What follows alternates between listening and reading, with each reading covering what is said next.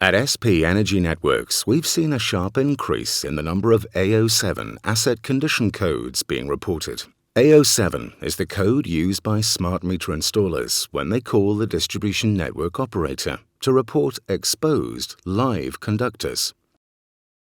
This video has been designed to raise awareness among smart meter installers on how to comply with MOCOPA service termination issue reporting and manage PME service terminations, also known as TNCS.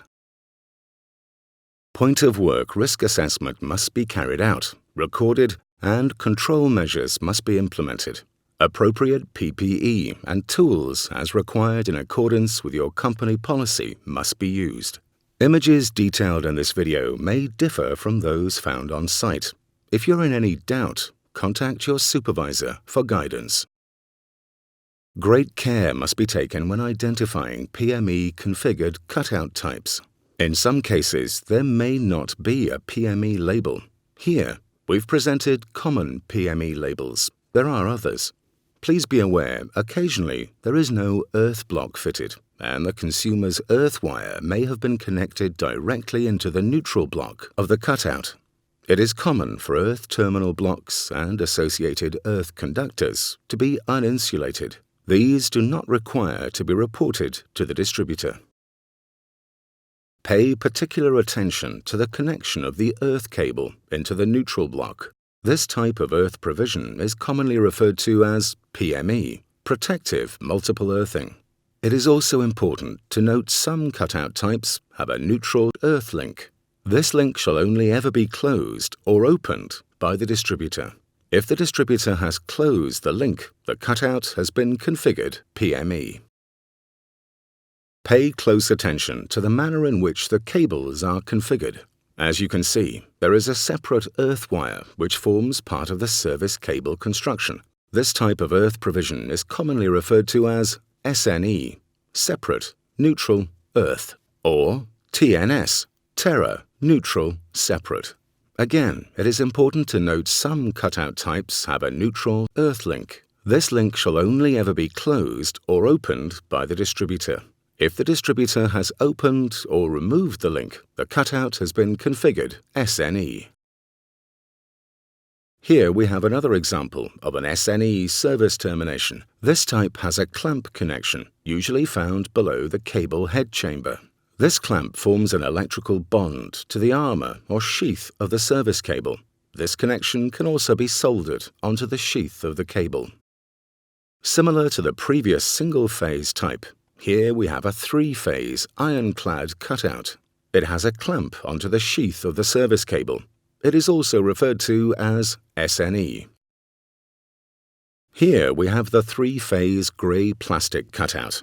We can clearly see that the earth cable forms part of the construction of the service cable. Note the similarity of the earth connection with this three-phase grey plastic cutout to the single-phase PME type. Once again, the earth cable is connected into the neutral block of the cutout. This type of earth provision is commonly referred to as PME. Some cutout types have a black blanking plug located on the neutral cover. This blanking plug covers the terminal screws for the earth connection in PME applications. If the blanking plug is missing, exposing the neutral earth terminal block on PME type cutouts, as per MOCOPA guidance, this does not get reported to the distributor as an AO7. Please report asset condition code C20, missing combined neutral earth cover on DB equipment. This code should be used for reporting combined neutral earth covers on DB equipment that, by design, should not be missing. There should be blanking plugs on all meter tail access points, live and neutral. It is the responsibility of the MOCOPA meter installer to make safe by fitting suitable blanking plugs and the use of other appropriate sealant, grommets, and/or security safety collars where appropriate. This also applies to meter tail access points that are not completely filled by the meter tails. It is of the utmost importance that any exposed meter tail access points are made safe. at the time of the meter installer's visit to ensure safety from the distribution equipment. Do not report an A07 asset condition to the distribution network operator in these circumstances. There is an HSE directive for fused neutral cutouts to be removed from service within 28 days of being identified. If you encounter a service cutout which you suspect has withdrawable fuse protection or a removable link by design in the neutral, do not proceed with your work. Make the area safe and immediately report the issue to the network operator via the data flow system using asset condition code B11, cutout with a fused neutral. Any cutout where the equipment is designed that the fuse cannot be removed for isolation purposes. Cutouts with non-withdrawable fuses must not be worked on. These cutouts must be reported to the DB as code B05, non-withdrawable fuse by design. Note that in all cases, cutouts with a fused neutral should be reported under code B11. It is important to note this code should not be used in circumstances where the withdrawal of the cutout fuse is prevented by an external obstruction, such as a built-over cupboard, etc. Pay particular attention to this real-life example. Here, the insulation surrounding the live conductor has been damaged.